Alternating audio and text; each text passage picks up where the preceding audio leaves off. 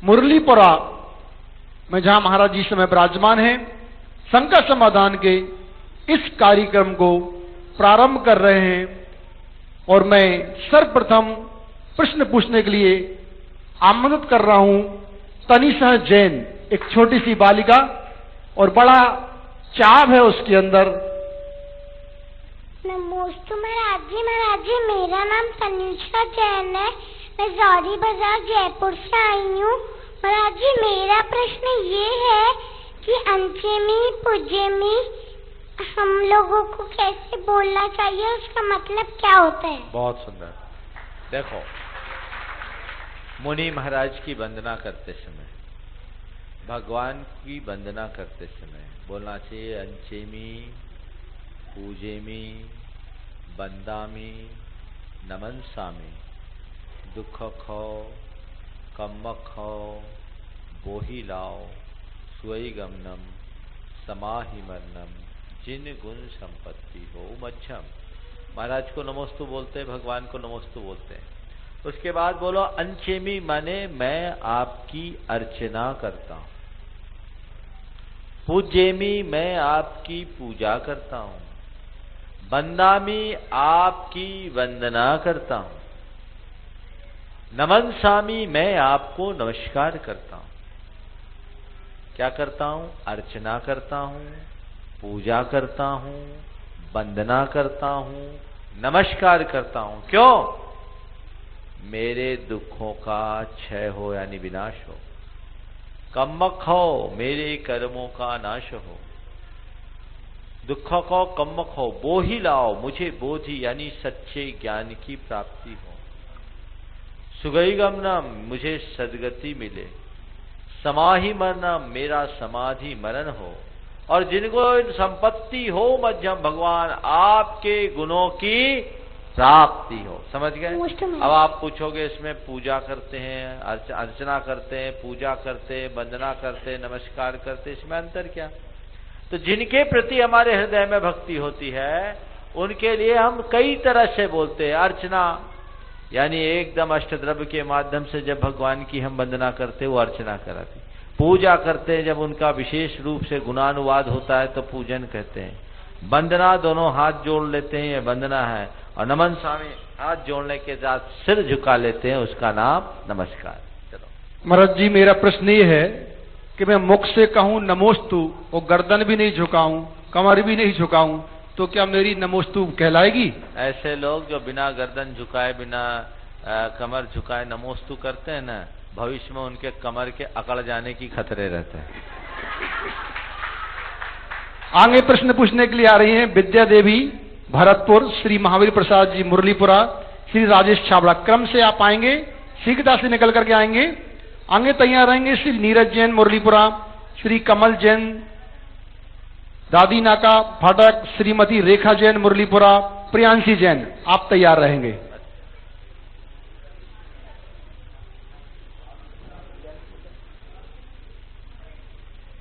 Mic पास में रखेंगे। नमोस्तु महाराज जी, नमोस्तु नमोस्तु नमोस्तु। मेरा नाम विद्या जैन है, मैं मुरलीपुरा से ही आई हूँ। मेरा प्रश्न ये है कि जैसे भी विधान हुआ था वहाँ चक्र मंडल विधान का नस्या जी में, तो एक माला और उषा की तो हम फेरते ही थे पहले। फिर वहाँ भाव ऐसे बने कि 3 फेरेंगे, एक दोपहर में एक शाम को। तो कभी कभी महाराज जी वो दोपहर वाली रह जाती, तो शाम को डबल फेर लें तो कोई दोस्त नहीं रहेगा। चलेगा, चलिए चलेगा, शिथिलता नहीं रखना। हाँ, श्री महावीर प्रसाद मुरलीपुरा। थोड़ा शीघ्रता से देखिए, मैंने जिनके नाम लिए निकल के आ जाएं। हो गया, बढ़ते चलिए। हाँ महाराज जी, नमोस्तु नमोस्तु नमोस्तु। महाराज जी, हाँ, अष्टमी, 14, अमावस्या, पूर्णिमा और सामायिक काल में शास्त्र स्वाध्याय नहीं करना चाहिए। ये कौन से शास्त्रों का स्वाध्याय? सिद्धांत ग्रंथों के स्वाध्याय का विधान है, सामान्य ग्रंथों का नहीं। ठीक। ये सिद्धांत कौन से हैं? इसमें सचखंडागम, कसाय, पाहुर जैसे ग्रंथ और कुछ दूसरे पढ़ सकते हैं। हाँ, श्री राजेश छाबड़ा मुरलीपुरा। हाँ। महाराज जी, नमोस्तु नमोस्तु नमोस्तु। महाराज जी, मेरा प्रश्न ये है महाराज जी मेरा प्रश्न ये है, हम बच्चों को मंदिर लेके आते हैं और चावल चढ़ाने की जगह चावल उठा के खा जाते हैं, तो क्या उसका दोष हमें लगेगा? अब बच्चे तो चावल खाते ही हैं, तुमने भी खाए होंगे, हमने भी खाए हैं। तो हमें दोष बच्चों तो को नहीं लगेगा समझाओ, ना? वो अबोध अवस्था में खाते हैं, लेकिन मंदिर ले जाना नहीं छोड़ना चाहिए, उनको समझाना चाहिए। नमस्ते। आगे। हाँ, नीरज जैन मुरलीपुरा। इधर सामने से नहीं। नमोस्तु महाराज, नमोस्तु महाराज, नमोस्तु महाराज। मैं नीरज जैन मुरलीपुरा से। मेरा प्रश्न ये है, गृहस्थ आश्रम का जीव अगर ब्रह्मचर्य आश्रम में आता है और अगर उसके परिवार में कोई भी हर्ष का या शोक का विषय है, तो क्या उसे सम्मिलित होना चाहिए या नहीं? अगर वो उस घर में रह रहा है, ब्रह्मचर्य में प्रवेश ब्रह्मचर्य में प्रवेश करने के उपरांत भी अगर गृह त्यागी नहीं है, तो शोकादिक में वो जा मुनि सकता है। के संग में अगर वो साथ में आ गए हैं, तो उससे विकल्प नहीं करना चाहिए। नमस्ते। आगे चलो, बोलो। कमल जैन, आप बोले। हाँ बोलो। नमस्ते गुरुदेव। गुरुदेव, मेरा एक छोटा सा सवाल है, इन 4 पंक्तियों में ही मेरा सवाल है कि अपना सा किसी का मुकद्दर नहीं देखा, घर में ही रहे और कभी घर नहीं देखा, तलवार लिए आज हर एक शख्स खड़ा है, ऐसा तो कभी शहर का मंजर नहीं देखा। इतने लोग महत्वाकांक्षी हो गए हैं कि अपनी महत्वाकांक्षाओं के चलते वो कुछ भी करने को तैयार हो जाते हैं, या अपने से कोई आगे चलता है तो उसके पांव खींचने को तैयार हो जाते हैं। मतलब हर क्षण हर घड़ी उन्हें अपना स्वार्थ नजर आता। तो इसमें क्या करें कि हमारा जीवन सरल हो और इस तरह के कामों से हम ऊपर उठ सकें? देखिए, महत्वाकांक्षा बुरी नहीं है। अगर मनुष्य की महत्वाकांक्षा खत्म हो जाएगी तो प्रगति अवरुद्ध हो जाएगी। थोड़ा सा ध्यान दे।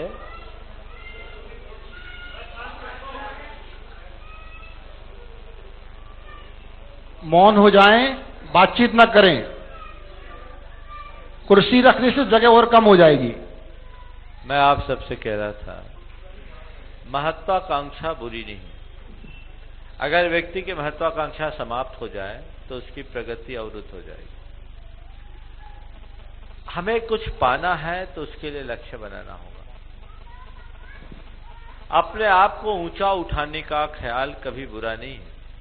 बुराई क्या है? खुद को ऊंचा उठाने के प्रयास में दूसरों को नीचे धकेलने की कोशिश। मैं इसे दूसरे शब्दों में कहता हूं कि महत्वाकांक्षा बुरी नहीं, कुंठित महत्वाकांक्षा बुरी है। कुंठित महत्वाकांक्षा की 2 स्थितियां होती हैं। एक तो ऐसा व्यक्ति दूसरों से ईर्ष्या और जलन करना शुरू कर देता है। उसके अंदर की प्रतिस्पर्धा प्रतिद्वंदता का रूप ले लेती है। सामने वाले के टांग खींचना शुरू कर देता है। और दूसरी, कुंठित महत्वाकांक्षा के कारण व्यक्ति अपनी योग्यता और अनुकूलता की अनदेखी कर अपनी योग्यता से ज्यादा पाने की एक कुंठित चाह प्रकट कर लेता है। ये दोनों मनुष्य को दुखी बनाते हैं। फर्स्ट डिजर्व देन डिजायर, इस उक्ति को जो साथ लेकर चलेगा उसे कभी दिक्कत नहीं होगी। और जो आपने बोला है वह इसी तरह की कुंठित मनोवृत्ति का परिणाम। नमस्ते। श्री कमल जैन, राधिका फाटक।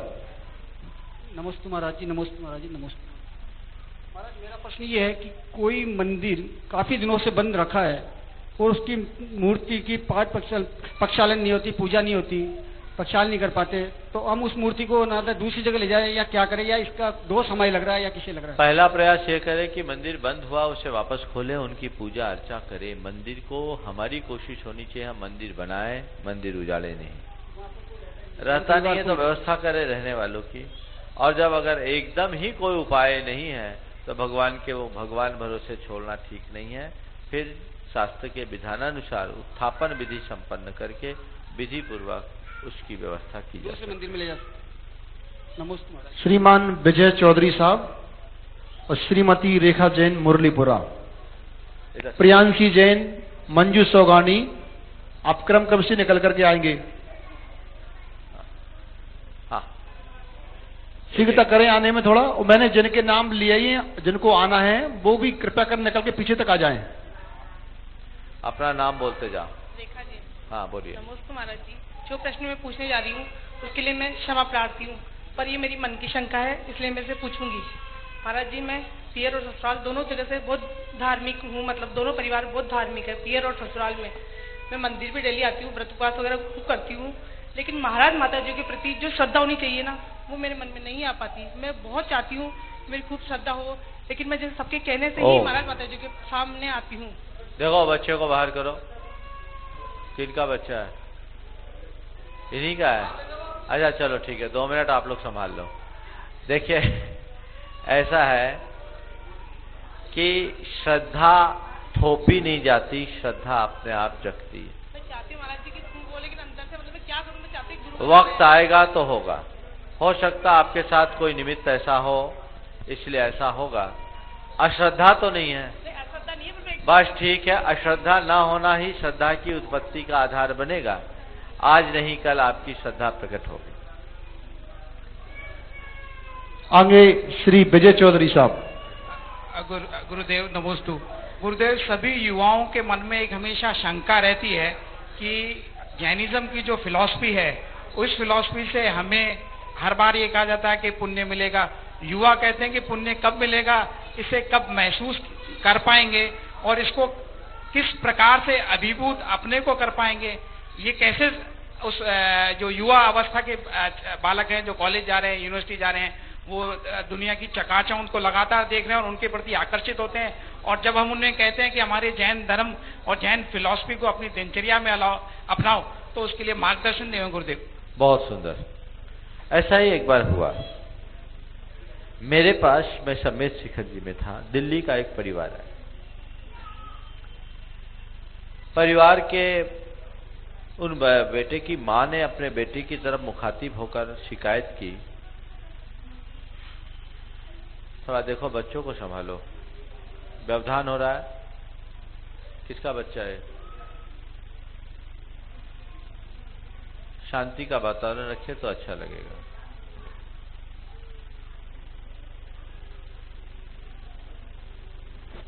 जिनके छोटे बच्चे हैं वो चाहे तो बाहर बैठ के सुन सकते हैं, सभा में व्यवधान भी नहीं। आप देखिए, अब शोर नहीं होना चाहिए।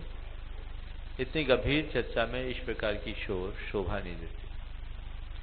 खैर, मैं आप सबसे कह रहा था, दिल्ली का एक परिवार मेरे पास समेत शिखर जी में आया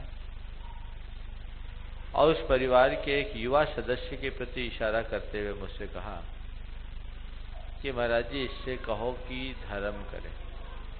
देखिए क्या होता, आप बाहर ले जाइए उसको,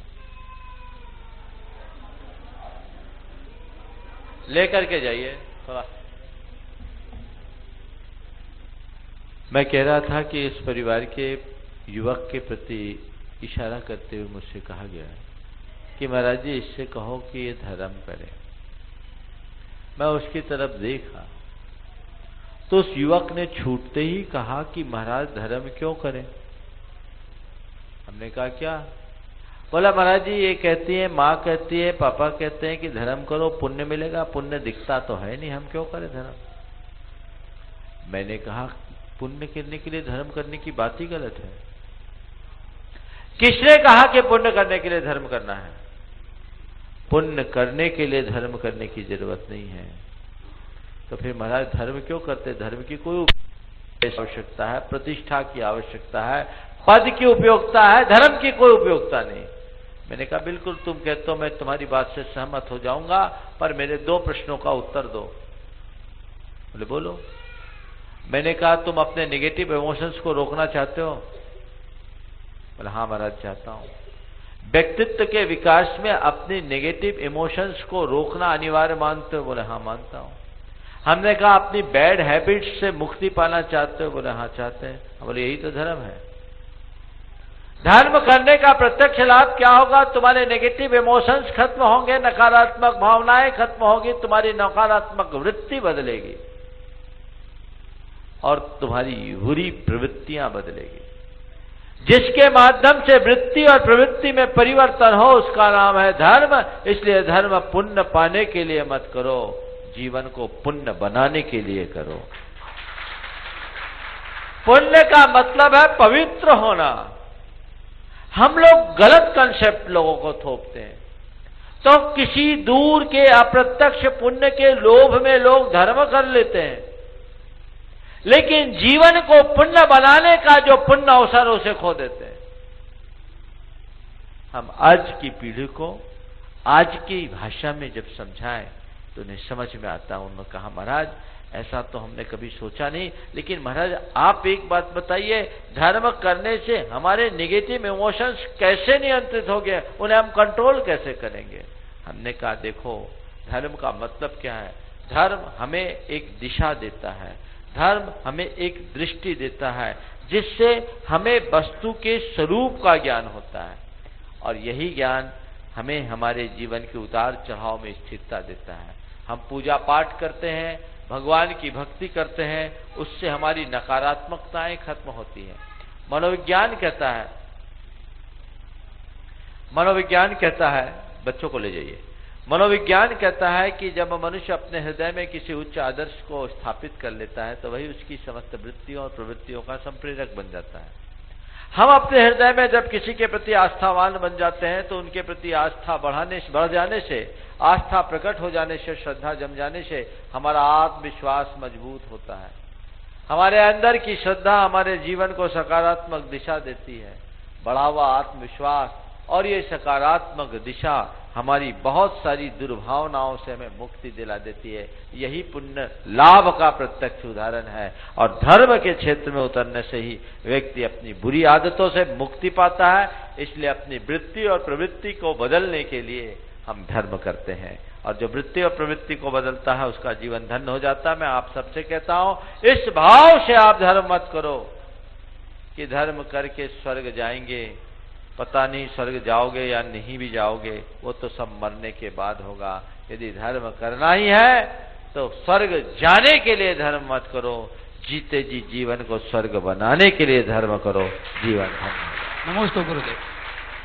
प्रियांशी जैन, मंजू सोगानी मुरलीपुरा, शशि जैन मुरलीपुरा। मैंने जिनके नाम पुकारे उठकर तैयार हैं पीछे। नमोस्तु महर्षि, नमोस्तु नमोस्तु महर्षि। महर्षि मेरा ये प्रश्न है कि आज की टफ सिचुएशन में हम संयम कैसे रखें? देखो सिचुएशन कोई भी हो, जब हमारे अगेंस्ट कोई सिचुएशन होता है उसी घड़ी संयम रखना चाहिए। और संयम कब रखते हैं? जब मनुष्य अपनी सीमाओं का स्मरण रखता है तो संयम होता है। जैसे एक एग्जाम्पल दे रहा हूं। अभी यहां तुम्हें कोई गुस्सा दिलाए, गुस्सा तो आ सकता है पर प्रकट कर पाओगे? अभी अभी की सिचुएशन में मान लो अभी तुमसे कोई कुछ बोल दिया, तुम प्रश्न करने के लिए खड़े हो और नीचे से तुम्हारा कोई सलवार खींच लिया, डिस्टर्ब करने के लिए बच्चा बैठा है, हो सकता है ना गुस्सा आएगा, गुस्सा भी आएगा। लेकिन तुम मेरे सामने खड़ी हो, कैमरे के सामने खड़ी हो, पूरा देश देख रहा है, महाराज है, गुस्सा आएगा तो तुम उस गुस्से में छोटे बच्चे को झापड़ नहीं मारोगे, उसे गाली नहीं दोगे। क्यों? ये काम बाहर होगा तो हो जाएगा, यहां क्यों नहीं? क्योंकि तुम्हें अपनी सीमा का ख्याल है। महाराज जी के सामने गुस्सा करो, गलत बात, और फिर टीवी के सामने गुस्सा करो, बहुत गलत बात, गड़बड़ होगा ना।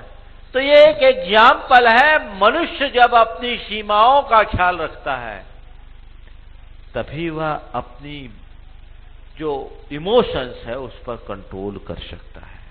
मैं बहुत व्यापक संदर्भ में बात कर रहा हूं। हर व्यक्ति को, हर युवक को, हर युवती को अपनी लिमिट्स का ध्यान रखना चाहिए। मेरी जाति मर्यादा क्या है, मेरी कुल की मर्यादा क्या है, मेरी धर्म की मर्यादा क्या है और मेरे जीवन की मर्यादा क्या है। यदि इन चारों मर्यादाओं को स्मरण में रखोगे तुम्हें कभी कुछ कहने की जरूरत नहीं होगी, चाहे कैसी भी सिचुएशन क्यों ना हो, लक्ष्मण रेखा का उल्लंघन नहीं होगा। मंजू सोगानी मुरलीपुरा, आगे तैयार रहेंगे शशि जैन मुरलीपुरा, मोना जैन मुरलीपुरा। नमोस्तु महाराज जी, नमोस्तु। मैं जब व्रत उपवास करते हैं हम तो एक बार नहीं 4-5 बार उल्टी वगैरह होती है, तो उसका फल हमें मिलता है या नहीं मिलता है, या करना चाहिए हमें या नहीं करना चाहिए? उल्टी करने के बाद व्रत कर लो और व्रत तोड़ने का मन में भाव ना आए तो दुगना फल मिलता है। नहीं महाराज समझ जी, गए? तो उल्टी हाँ। उल्टी हो जाए कुल्ला मत करना, मौन ले लेना, और उसको बर्दाश्त करोगे तो डबल निर्जरा होगी। और एक बात बताऊं, एक जिन्हें व्रत करने में उल्टी होती है वो पहली व्रत छोड़े नहीं, व्रत करे। पहली बार ज्यादा उल्टी होगी, दूसरी बार कम, तीसरी बार और कम, और चौथी बार से होगी ही नहीं। अभ्यास करो, और उसका तरीका है थोड़े ठंडे वातावरण में रहो, पेडू पर नाभि के नीचे गीली नेपकिन करके जिसमें पानी ज्यादा ना हो, पेट में ठंडी पट्टी रखो, उल्टी कम हो जाएगी। बस ये मन में धारो कि मैंने व्रत लिया है, मुझे तोड़ना नहीं है, डबल निर्जरा होगी। हाँ, अगर उल्टी 1-2 बार हो तो, अब किसी को उल्टियों पर उल्टी हो और ड्रिप लगाने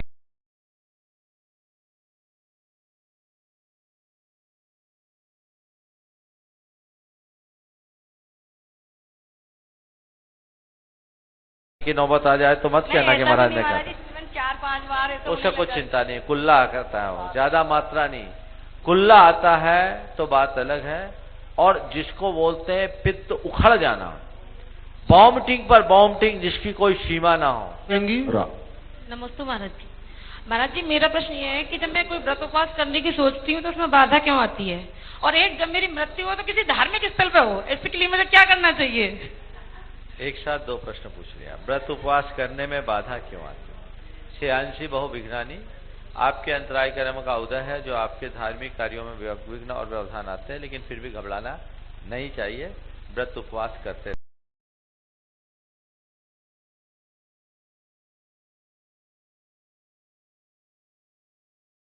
रहना चाहिए। और धर्मस्थल पर हमारी मृत्यु हो, ऐसी अगर आपकी भावना है तो अपने जीते जी खूब धर्मस्थलों की आराधना करो, जाओ, और नित्य ये भावना भाव कि मेरा अंत धार्मिक समागम में हो। इनके नाम जैन, ऋषभ रोहित जैन, सुमति गोदा, आप सब लोग तैयार रहेंगे पीछे। नमस्ते महाराज जी, मैं मुरलीपुरा से सुलोचना जैन। मेरा प्रश्न ये है महाराज जी, मैंने जब से मकान बनाया है, जब से मेरी नमोकार की मंत्र की घंटी चल रही है, तो कई लोग बोलते हैं कि ये सही नहीं है 24 घंटा नमोकार चलना, क्या ये गलत है? गलत ज्ञान दिया। 24 घंटा नमोकार 24 घंटा चलता है तो बुरा क्या है, लेकिन कई लोग 24 घंटे में कुछ घंटे आप उस यंत्र के साथ अपना मंत्र जपो तो ज्यादा अच्छा है। केवल नमोकार चल रहा है और आप गाना गा रहे हो, ये ठीक नहीं गाना। नमस्ते महाराज जी। नमस्ते महाराज जी, नमस्ते नमस्ते नमस्ते। महाराज जी, मेरा प्रश्न ये है कि मैं 24 घंटे में सुबह मंदिर नहीं जा सकती तो शाम को जाना मान्य होगा? मैं सुबह मंदिर नहीं जा सकती तो शाम को जाने मान्य होगा? नहीं जाने से अच्छा है, पर सुबह जाओ तो और जल्दी तुम्हारी जिंदगी की सुबह होगी।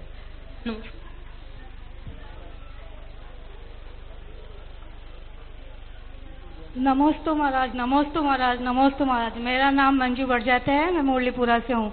महाराज, हम कोई उपवास वगैरह ले तो मुनि के संग में ले, या मुनि नहीं हो तो अपने आप ले सकते हैं? मुनि अगर हो तो मुनि की साक्षी में ले लो, नहीं है तो भगवान की साक्षी में ले लो, और दोनों न हो तो आत्मा की साक्षी में ले लो। नमस्ते। जीतू जैन, कोलकाता। नमस्ते महाराज जी। भगवान के सिर के ऊपर तो छत्र शोभा देता है, भगवान के चरणों के ऊपर, पार्श्वनाथ भगवान की टॉप के ऊपर में छत्र क्यों लगा रहता है? बहुत अच्छा प्रश्न किया है। चरणों पे छत्र ये केवल आस्था का द्योतक है। एक्चुअल में छत्र एक प्रातिहार है जो अरहंत अवस्था में ही होता है, अरहंत अवस्था में ही होता है, और अरहंत अवस्था का प्रातिहार है जिसमें ये छत्र चढ़ाया जाता है। अब लोग भक्ति वशात निर्वाण क्षेत्र में भगवान के चरण पर छत्र लगा देते हैं। पारसनाथ टोक पर ही नहीं, पावापुर जी में भी है, ऐसा लगाते हैं। अब इसका शास्त्रीय विधान नहीं है, पर यह भाव से लोग लगाते हैं भगवान पर छत्र की, भगवान की छत्र छाया हम पर बनी रहे। तो ये केवल भक्ति की अभिव्यक्ति है, इसे मैं गलत भी नहीं कहता, पर शास्त्रीय विधान देखने को नहीं मिलता।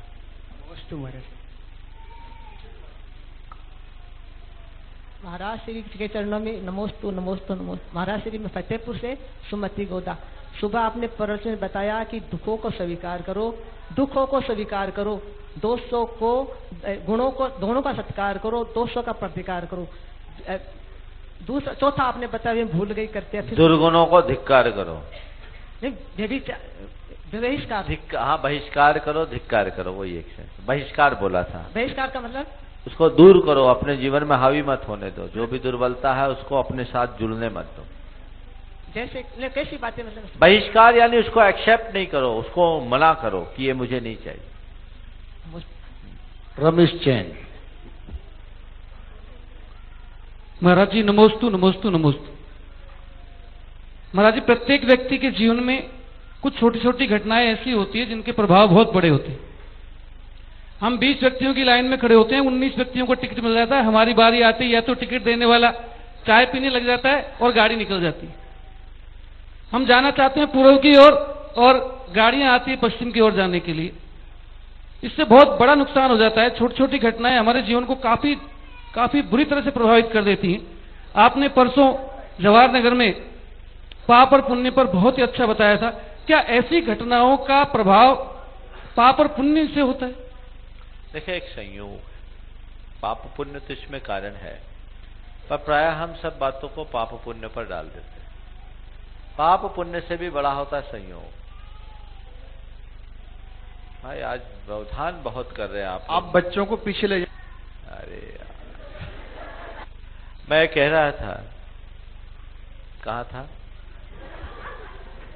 हर एक घटना का संबंध पाप और पुण्य से। हाँ, पाप पुण्य का, हम हर घटना को पुण्य और पाप से जोड़ते हैं। पुण्य पाप से भी बड़ा होता है संयोग। हमारे पुण्य का उदय है, हमें संयोग मिला, लेकिन हमने संयोग का प्रयोग गलत किया तो गलत हो जाता है। जैसे एक उदाहरण देता हूं। लोग कहते हैं जिसके पास जितना पुण्य होता है उसके पास उतना वैभव होता है। देखा भी जाता है। बढ़िया घर, एकदम पॉश कॉलोनी में बड़ा मकान, टॉप क्लास की गाड़ियां, नौकर चाकर, सब ठाट बाट। ये पुण्य से मिला। और जिनके पास नहीं है उनके लिए हम कहते हैं ये उनके पाप का उदय है। बोलते हैं। इस धारणा में कोई फेरबदल तो नहीं है, सबकी धारणा है ना? अब मेरे पास कुछ भी नहीं है तो क्या मेरे पाप का उदय है? क्या हो गया? मेरे पास क्या है? घर है, मकान है, गाड़ी है, घोड़ा है, बंगला है, कुछ भी नहीं है। हाँ, घर, मकान, गाड़ी, घोड़ा और बंगला वाले मेरे पीछे जरूर घूम रहे हैं, पर मेरे पास तो नहीं है। मानोगे मेरे पाप का उदय? अगर पुण्य ने वैभव दिया तो मेरे साथ वो वैभव क्यों नहीं? अब उत्तर देता हूं। पुण्य तो मेरे पास है, पुण्य ने वैभव नहीं दिया, पुण्य ने मुझे दिया संयोग। तुमने अपने संयोग का प्रयोग किया मकान बनाने में, गाड़ी घोड़ा लाने में, ठाट बाट बढ़ाने में, और मैंने अपने पुण्य के संयोग का उपयोग किया अपने जीवन को पुण्यमय बनाने में। अंतर इतना आ गया कि एक पुण्य के बल पर भोगों में रत हो गया और दूसरे ने पुण्य का उपयोग करके अपने भीतर पूज्यता प्रकट कर ली। अंतर समझ में आ रहा है? तो पुण्य तो था तुम्हारा, पर प्रमाद साथ में रहा। टिकट तुम्हें लेनी थी और ठीक तुमने कहा कि मेरे टाइम में सामने वाले ने चाय पिया, तो तुम पहले नंबर पर क्यों नहीं लगे? जाने में लेट क्यों हुए? यहां भाग्य को कोसते हैं लोग, अपने प्रमाद को सुधारने की चेष्टा नहीं करते। इसलिए मैं दो बातें कहता हूं। जब भी कोई कार्य करो उसमें अपना सर्वश्रेष्ठ दो। खासकर अच्छे कार्यों के लिए तो सर्वश्रेष्ठ ही होना चाहिए, और सर्वश्रेष्ठ भगवान सर्वश्रेष्ठ है। सर्वश्रेष्ठ के चरणों में जब तुम अपना सर्वश्रेष्ठ लगाओगे तभी सर्वश्रेष्ठ पाओगे। उसमें प्रमाद नहीं होना चाहिए, किसी प्रकार की कमी नहीं होनी चाहिए। और हाँ, सब कुछ करने के बाद भी यदि सफलता न मिले, मन हताश होने लगे, तो सोचना चाहिए चलो शायद मेरा भाग्य अनुकूल नहीं था। समझ गए? नमस्ते नमस्ते। आगे। आप वो बिटिया को खड़ा करो गुल्लक वाली। हाँ जल्दी। आगे तैयार रहेंगी। मंजू जैन, शैली जैन, ऋषभ जैन, रोहित जैन, सुमति हो गया, मणि देवी सोगानी, धर्मेंद्र जी पांड्या, श्रीमती नीलम बड़जात्या। ये छोटी सी बिटिया गुणायतन के लिए अपनी गुल्लक प्रदान कर रही है। बोलो जल्दी।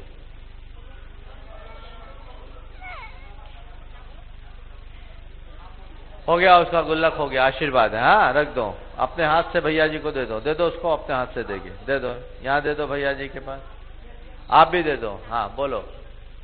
नमस्ते महाराज जी, मेरा नाम आदि है, मैं मुलीपुरा से आया हूँ। हाँ ले आओ, यहाँ रख दो, गुल्लक रख दो। चलो आप चलो चलो नेक्स्ट प्रश्न पूछें जिनका भी नंबर है, जल्दी। नमस्ते महाराज जी, मेरा नाम सरोज जैन है, मैं मुरलीपुरा से हूँ। महाराज जी आपने बताया था कि नमोकार मंत्र एक समय शुद्ध कपड़े पहन के लिखना चाहिए, वो भी सुबह के टाइम। तो मैं 4 से 5 लिखने का मैंने सोचा था, मैं लिख भी पा रही हूँ, लेकिन कभी कभार लेट हो जाती हूँ, कभी 4:30 कभी 5 बजे से लेके 1 घंटा लिख लेती हूँ। क्या उसके कोई पुण्य में कोई कमी होगी? देखो ये हमारा प्रमाद है, अच्छे कार्यों में किसी प्रकार का आलस नहीं होना चाहिए। हमने 4 निश्चित किया तो सबसे ज्यादा हमारी प्रायोरिटी होनी चाहिए कि 4 बजे हो जाए। यदि रोज रोज ऐसा होता है तो आप 4:30 से 5:30 कर लो, लेकिन जो भी समय निर्धारित करो एकदम सुनिश्चित करो, उससे आपकी लगन निष्ठा प्रकट होगी। और जितने उत्साह के साथ आप कोई धर्मानुष्ठान करेंगे आपको उतना अधिक लाभ होगा। तत्वार सूत्र में एक सूत्र आता है, तीव्रम अंधक ज्ञाता ज्ञात भावादि करने वीर विशेष तद विशेष। तो कोई भी अच्छा बुरा काम आप जितनी तीव्रता मंदता के साथ करेंगे आपके पुण्य में उतना ही वैशिष्ट आए। आप निश्चित कर सकते हैं पहले तो जैसे कर लो। ठीक है, नमस्कार। चलिए आई पीछे से आइए शीघ्रता से।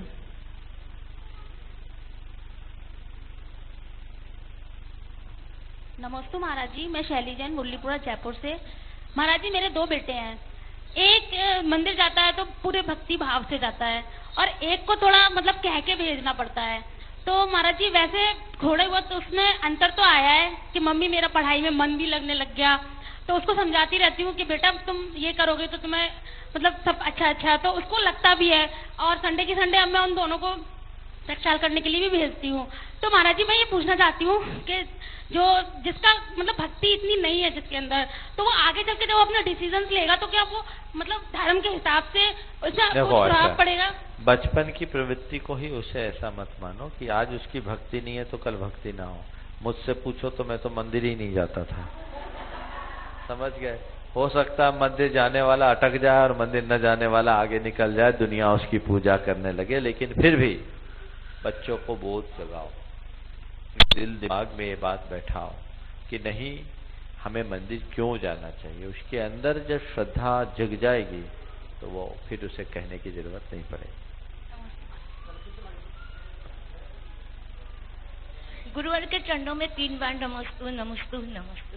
गुरुवर मेरा प्रश्न ये है कि एक लड़की जब शादी होके घर में आती है तो वो अपने पूरे परिवार को बहुत अच्छी तरह से सुनियोजित तरीके से चलाती है। धीरे धीरे कुछ समय बाद एक ऐसा समय आता है तब तो वो अपनी जैसे कि 50 की उम्र के बाद में वो अपनी उस समय उसका ऐसा समय आता है कि वो उस समय अपने जीवन को धर्म के मार्ग पर ही लगाना चाहती है, परंतु कुछ परिस्थितियां या पारिवारिक जिम्मेदारियां ऐसी होती है कि वो उस समय नहीं उस अवस्था उस व्यवस्था को किस तरीके से सुचारू रूप से चलाए कि उसका धर्म का मार्ग भी नहीं डगमगाए और परिवार की तरफ से उसकी जिम्मेदारियों में भी कोई दखल नहीं पड़े। देखिए जिम्मेदारियों का निवाह करना अपना कर्तव्य है, जिम्मेदारियों को निभाइए, लेकिन जिम्मेदारियों को ओढ़िए मत। लोग जिम्मेदारी निभाते कम है, जिम्मेदारियां ओढ़ते ज्यादा है, समझ गए। जिम्मेदारियां निभाना और जिम्मेदारियां ओढ़ना इसमें अंतर है। जिम्मेदारी व्यक्ति कर्तव्य भाव से पूरी करता है, लेकिन जिम्मेदारियां ओढ़ लेता है जो नहीं है उसे भी अपना मान लेता है और कर्ता बुद्धि रख लेता है। तो पहली बात तो कर्ता बुद्धि न रखें। अगर व्यक्ति प्रारंभ से अपने जीवन में जिस दिन उसने वैवाहिक जीवन की शुरुआत की, दाम्पत्य या गृहस्थ आश्रम में प्रवेश किया, उसी दिन से अपने जीवन को व्यवस्थित कर ले और एक निश्चित लक्ष्य लेकर के चलना शुरू कर दे तो उस व्यक्ति को आगे कभी तकलीफ नहीं होती। जैसे कहते हैं जो साल भर पढ़ाई करते हैं, ऐसे बच्चों को परीक्षा के टाइम में कोई तकलीफ नहीं होती। यदि आपने प्रारंभ से ऐसे ठीक ढंग से काम किया हो तो आपको कोई दिक्कत नहीं। मैच के प्रारंभिक ओवरों में अच्छा स्कोर करने वालों को अंतिम ओवर में प्रेशर नहीं रहता। तो हम आपसे कहते हैं, आप तो लगभग 50 को पार कर गई होंगी, लेकिन जो अभी तक नहीं किए अभी से अपनी व्यवस्था संभाल कर रखे ताकि आगे का रास्ता उनका प्रशस्त बने। फिर दूसरी बात, जो जिम्मेदारियां हैं उनको निभाइए और देखिए कि इतनी व्यस्ततम जीवन में भी हम अपने लिए कितना समय निकाल सकते हैं। यदि क्रिया का धर्म नहीं कर सकते तो विचारों का धर्म करने का रास्ता हमेशा खुला रहता है, वो तो हमें करना ही चाहिए। पीछे बालक बता दो, आगे तैयार रहेंगे श्री कमलेश कुमार जी छाबड़ा। नमस्ते महाराज जी, मेरा नाम ऋषभ जैन है, मैं मुरलीपुरा जयपुर से आया हूँ। मेरा प्रश्न ये है कि हमें आगे कॉलेज में जाके पढ़ना पड़ेगा तो हमें वहाँ कई ऐसे बच्चे मिलेंगे जो गलत आदतें हैं, जिनकी गलत बातें करते हैं, तो हमें किस प्रकार अपने धर्म को करते हुए अपनी शिक्षा को पूरा करना चाहिए? देखो, अपने धर्म को करते हुए शिक्षा को पूरी करने का एक ही उपाय है कि जब भी तुम अपने जीवन को संयम की मर्यादा में बांधो, संकल्प लो, प्रतिज्ञा में लो। प्रतिज्ञाएं ले लो कि मुझे बुरी आदतों से प्रभावित नहीं होना, माता पिता से कोई बात छिपाना नहीं, और जिन लड़कों की, जिन व्यक्तियों की आदतें खराब है उनसे संपर्क नहीं रखना। संकल्प लेकर के जाओ कि मैं कभी शराब नहीं पीऊंगा, मैं कभी मांसाहार नहीं करूंगा, मैं अन्य प्रकार के गलत काम नहीं करूंगा, अपने किसी के अफेयर के चक्कर में नहीं पड़ूंगा, जब तक मेरी शादी नहीं होती तब तक ब्रह्मचर्य रखूंगा। ये संकल्प दृढ़ता से ले लोगे तो जीवन में कभी भटकाव नहीं आएगा। नमस्ते महाराज। नमस्ते महाराज जी, नमस्ते महाराज, नमस्ते। मैं कमलेश कुमार छाबड़ा मुरलीपुरा से। मेरा प्रश्न है महाराज जी कि जैसे अभी सर्दी का समय है और सुबह 6 बजे मंदिर जी में अभिषेक होता है, तो ये उचित है या अनुचित है? सर्वथा अनुचित है। पाँव फटने के पहले अभिषेक नहीं होना चाहिए। अंधेरे में पूजन अभिषेक करना धर्म के मूलभूत सिद्धांतों के विरुद्ध है। तो जिनको जल्दी है वो 6 बजे से करने की जगह वहाँ उतनी देर पूजा पाठ करने की जगह पाठ कर ले, जाप कर ले। आपके यहाँ लगभग आज की तारीख में 7 बजे उजाला होता है। हाँ। तो 7 बजे ही अभिषेक होना चाहिए, उससे पहले आप पाठ, स्तोत्र पाठ, जाप आदि करें, ये उत्तम है। और जब दिन जल्दी उगने लगे तो जल्दी करे, इतनी हड़बड़ी क्या है? नमस्ते महाराज। नमस्ते महाराज, नमस्ते महाराज, नमस्ते महाराज। मेरा नाम धर्मचंद पांड्या, मुरलीपुरा से। अपने 24 तीर्थंकर हैं, उनमें अधिकतर मंदिर चंद्र प्रभु जी का मंदिर, महादेव स्वामी का मंदिर, पार्श्वनाथ जी, 2-4 तीर्थंकरों के नाम लेते हैं, बाकी क्यों नाम नहीं लेते? अरे इन्हीं के तो लेते, 24 के अलावा 25वें का नहीं लेते ना, यही गनीमत है। पंचम काल है, ऐसे ही होगा। चलो चलिए पीछे शीघ्रता से आए।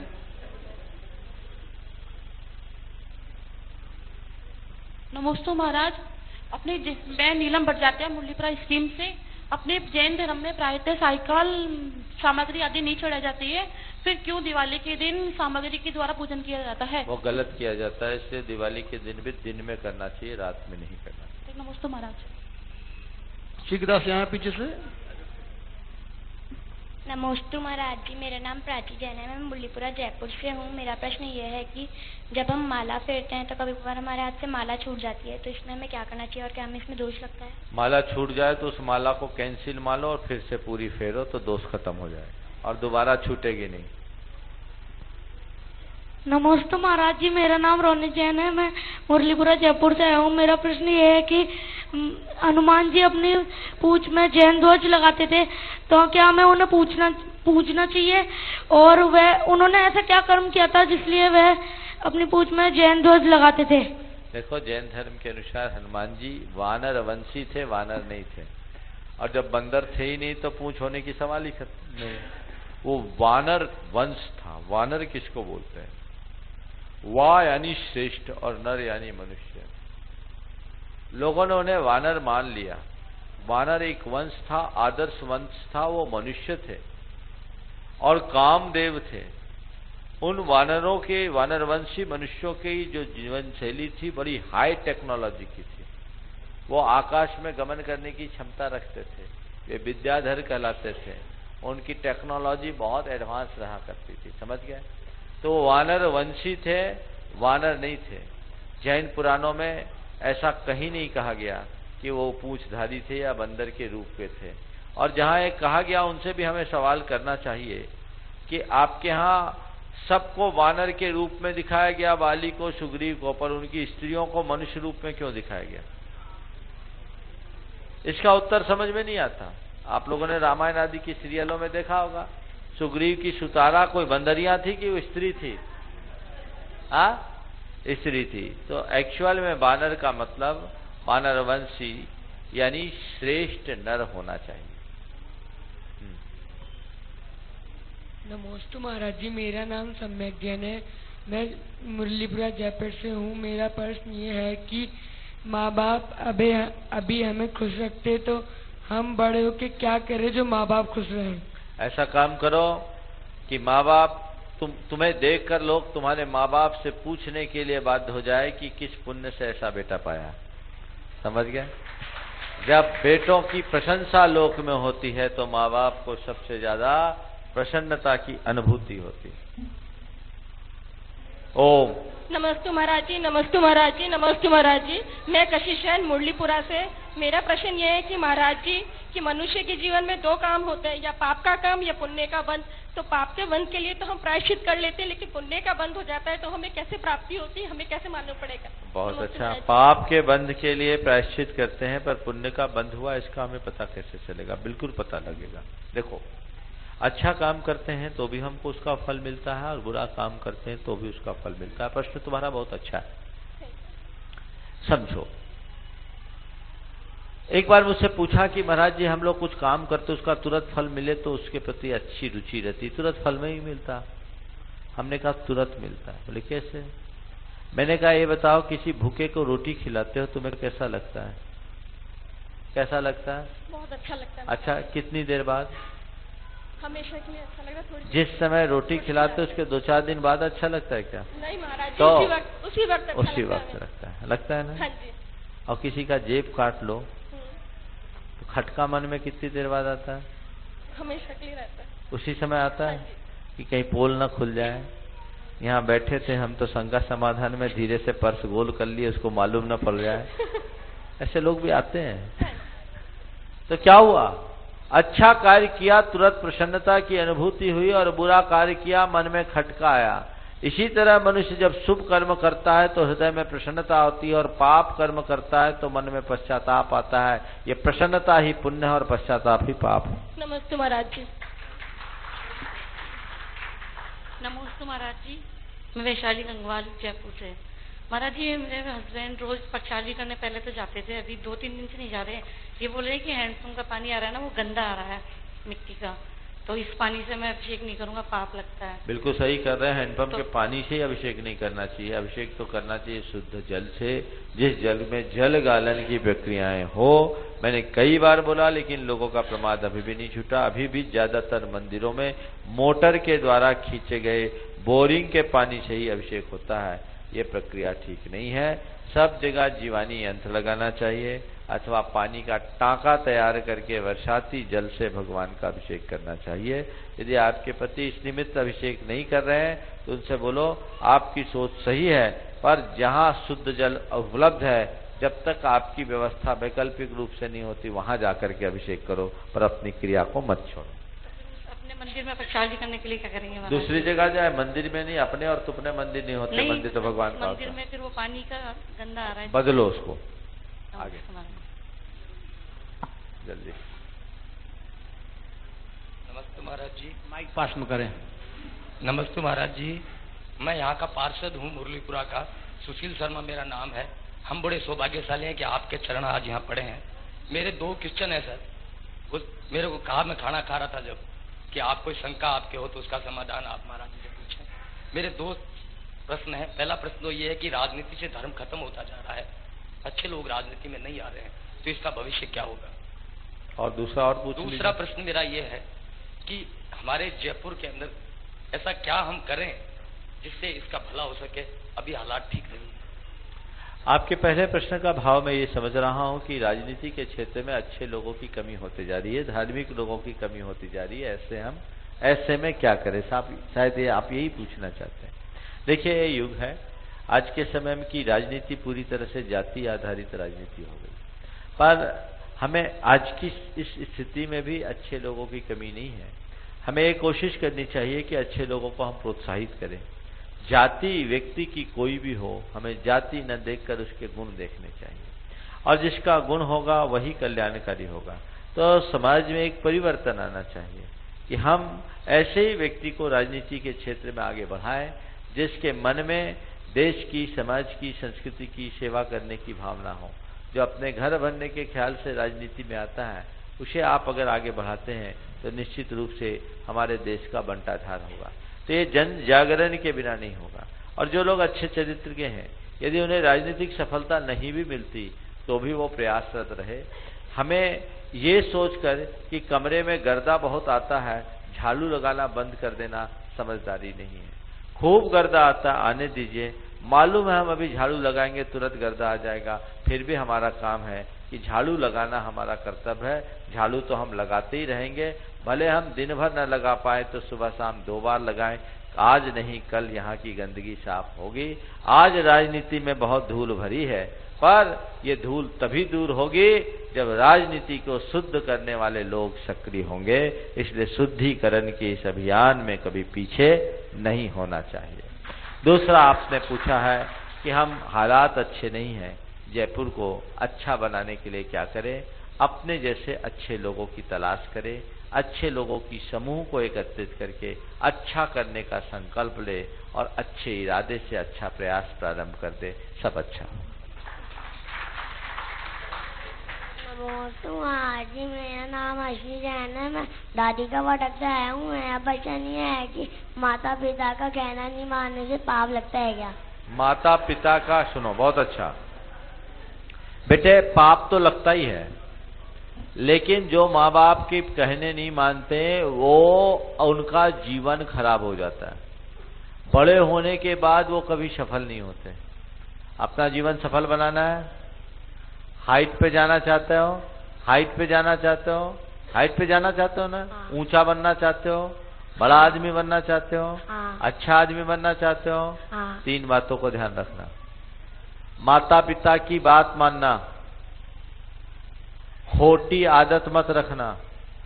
खोटी आदत समझते हो ना, खराब आदत नहीं पालना, बैड हैबिट्स नहीं करना, और जिन बच्चों की बैड हैबिट्स है उनसे दोस्ती मत रखना। हाइट पे जाओ, चलो। महाराज जी, मेरा नाम प्रिया जैन है। मैं दादी का फाटक से आई हूँ। मेरा प्रश्न ये है कि सभी मूर्तियों के आगे 1008 क्यों लगाया जाता है? सभी मुनियों के आगे 108 क्यों लगाया जाता है और सभी माता जी के आगे 105 क्यों लगाया जाता है? प्राचीन काल में श्री लिखने की एक परिपाटी थी। किसी व्यक्ति के साथ श्री लिखते हैं। आजकल तो श्री श्रीमती खत्म हो गए, सुश्री खत्म हो गए। किसी बच्चे से पूछो तुम्हारे पिताजी का नाम क्या है, कहेगा राजकुमार जैन, जैसे उसका फ्रेंड हो। मम्मी का नाम क्या है, कहा रानी जैन, जैसे उसकी बहन हो। नहीं, ये इंग्लिश मीडियम की परिणति है, उसका दुष्परिणाम है। श्री लगाना चाहिए अपने से बड़े को। स्त्रियों के आगे अगर वो विवाहित तो श्रीमती और अविवाहित है तो सुश्री लगाना चाहिए। आजकल तो कुछ चलता ही नहीं है, ये चलन ठीक नहीं। तो पुराने जमाने में तो श्री ही नहीं, देखो ग्रेजुअली कम हुआ, श्री के साथ कुछ अंक लिखे जाते थे।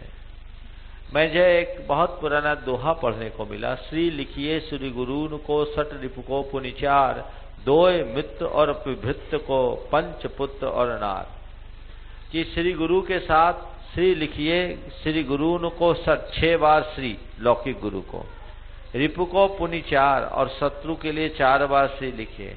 2 मित्र और भृत्य को, नौकर चाकर और मित्र के लिए 2 बार, और 5 पुत्र और नार, बेटे के लिए 5 श्री 5 और नारी के लिए श्री 5, श्रीमती 5। ये लिखने की परिपाटी थी। तो ऐसे ही तीर्थंकरों के 1008 क्योंकि नाम होते इसलिए उनके साथ 1008 लिखा जाता है। उनके शरीर में 900 व्यंजन और 108 लक्षण होते हैं, इसलिए भी 1008 लिखा जाता है।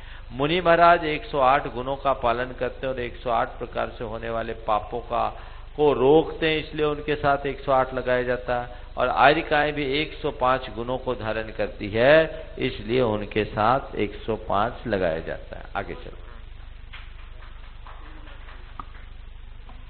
नमस्ते महाराज, नमस्ते नमस्ते महाराज। मेरा नाम अलका जैन है, मैं मुरलीपुरा से हूँ। मैं सुबह देव दर्शन के लिए नहीं आ सकती और मैं सोचती हूँ कि मैं नियम ले लूँ। अगर नियम लेने के बाद में बराबर मंदिर नहीं आऊँ तो इसमें कोई बाधा है क्या? ऐसा नियम लोगे तो अपने आप आओगे। जिस दिन नहीं आओ उस दिन कुछ छोड़ दो, त्याग दो कि अन्न मैं तभी खाऊंगी जब भगवान के दर्शन करूंगी। नमस्ते महाराज, नमस्ते महाराज। मेरा एक प्रश्न है कि मेरे हस्बैंड कहते हैं कि सुबह मैं मंदिर जाती हूँ तो मैं उनको डेली बोलती हूँ कि मंदिर आप भी चलो। वो कहते हैं कि मुझे जाने की जरूरत नहीं, तेरे हाथ लगा लिया तो बहुत है, इसका कोई फल मिलता है क्या? निश्चित रूप से तुम्हारा पति तुम्हारा अनुरागी होगा, कम से कम तुम्हारे लिए सहयोग तो देता है। और जो अपनी महाराज ऐसा नहीं, मैं गंगोदर हमेशा मंदिर से लेकर आती हूँ, वो लगा लेते। चलो कम से कम इतना कॉपरेट तो करते हो। गंधोदक इस भाव से दो कि उसका हृदय परिवर्तित हो जाए और वो तुम्हारे साथ जाने लगे, और वो गंधोदक मंत्र का काम। महाराज कोशिश है। बहुत बढ़िया। आज